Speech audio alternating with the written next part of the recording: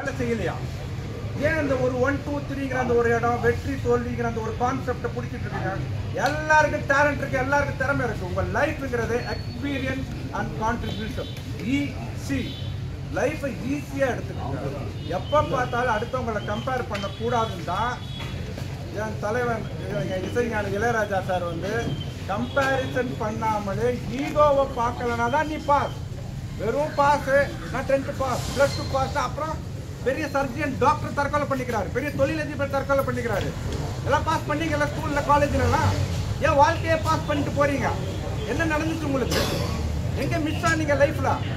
ஒரே விஷயம்தான், திரும்ப திரும்ப நீ ஜெயிச்சியா தோற்றியா, சொந்த வீடு வாங்கிட்டியா வாங்கலையா, உன் லவ் மேரேஜ் சக்ஸஸா ஃபெயிலியரா, இப்படியே கேள்வி கேட்டு எல்லாருக்கும் லைஃப்ல ஜெயிச்சா தாண்டா லைஃப்ங்கிற மாதிரி ஒரு பிரெயின் வாஷ் இருக்கு.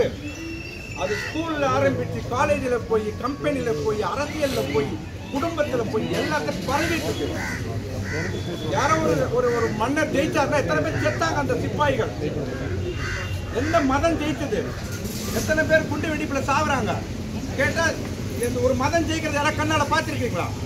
அதுக்கு தான் no caste no religion certificate இந்த படத்தை நாங்கள் சொன்னோம். என்னைக்காவது ஒரு மதம் வந்து நான் ஜெயிக்கிறேன்னு சொல்லிட்டோம் இல்ல. உங்க மனசுக்குள்ள ஜாதி ஜெயிக்குது, மதம் ஜெயிக்குது. எங்க ஜெயிச்சது அது? எங்க தோத்தது அது? என்னைக்கு ஜாதியும் ஜெயிக்கல, மதமும் ஜெயிக்கல. விளையாடுறாங்க எல்லாரும். Brain wash, master brain wash. இதை உடைக்கணும். யார் உடைக்கணும்? ஸ்கூல் ஸ்டூடெண்ட் ஸ்டார்ட் பண்ணணும். அவங்க யோசிக்கணும். ஸ்கூல் நல்ல மாணவர்களை மட்டும் உருவாக்குற இடம் இல்ல, நல்ல மனுஷங்களை உருவாக்குற இடமா இருக்கணும். இன்னைக்கு ட்ரக் அடிக்டா இருக்கிறவங்க, பைக்ல ஆக்சிடென்ட் ஆகிறவங்க, பொண்ணுங்களை கொலை பண்றோம், எல்லாரும் ஸ்கூல்ல இருந்தா கிளம்பி வந்திருக்காங்க. அப்ப ஸ்கூல்ல என்ன சொல்லி தர்றோம்? இந்த கட் ஆஃப் மார்க் வாங்கிடு, உன் லைஃப் சூப்பர். இந்த கிரேடு வாங்கிடு, உன் லைஃப் சூப்பர். அப்புறம் ஐயோ என் பையன் பைக் மோதி செத்து போயிட்டான், என் பொண்ணை ஒருத்த அட்டாக் பண்ணிட்டான், இவன் சூசைட் பண்ணி செத்து போயிட்டான். இப்படியே சோக கதை பாருங்க, நிறுத்துங்க. No sentiment. இனிமே திங்க் பிரில்லியண்டா இருங்க. எமோஷனல் இன்டெலிஜென்ஸா வாழ்றதுக்கு தான் இந்த படம் ஆரம்பிச்சிருக்கோம். இந்த படம் எடுத்து விட்டுருக்கோம். எத்தனை விதமான மாற்றங்கள் இது உருவாக்குது. எத்தனை தமிழ்நாட்டில் இருக்கிற ஸ்டூடெண்ட்ஸ் இந்த படம் பார்த்து, எனக்கு ஒன்றும் இல்லை சார், இந்த படம் பார்த்தேன் எனக்கு சூசைட் ஆகிட்டு போயிடுச்சுன்னு சொன்னால் அதுதான் 10 கோடிக்கு சமம். டீச்சர்ஸ் வந்து இன்டராக்ட் பண்ண போகிறாங்க, ஃப்ரெண்ட்ஸாக பழகணும்னு சொல்லியிருக்கீங்க. Beautiful message. அந்த ப்ரெஷர் ஆஃப் ஆனாலுமே ஒரு ரிலாக்ஸேஷன் வந்துடும். இது வந்து கிளாஸ் 1லேருந்து ஆரம்பிக்க முடியும். கிளாஸ் 1 ஆமாம். இப்போ கூட எல்கேஜி யூகேஜிலேருந்து நிறைய பாடங்கள், படிப்பு, அப்புறம் வந்து ஸ்லோ மோஷனில் அழுகுறது, அப்பா அம்மா குழந்தை ஜெயிச்சிருச்சு தோத்துருச்சுன்னு சொல்லி அழுகுறது.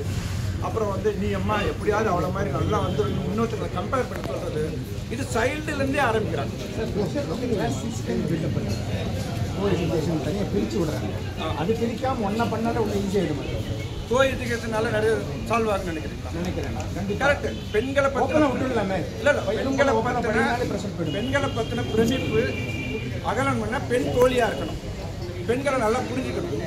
அனாட்டமி, கெமிஸ்ட்ரி, இது மூலமா பெண்ணை சரியா புரிஞ்சுக்கிறது இஸ் கரெக்ட். அது தனியா பாய்ஸ் ஸ்கூல்ல படிக்கிறவங்களும் புரிஞ்சுக்கிறாங்க, கோ எஜுகேஷன் படிக்கிறவங்க புரிஞ்சுக்கிறாங்க. அது வந்து பேசிக்கா எது மேலே பிரமிப்பு இருக்கக்கூடாது சார்.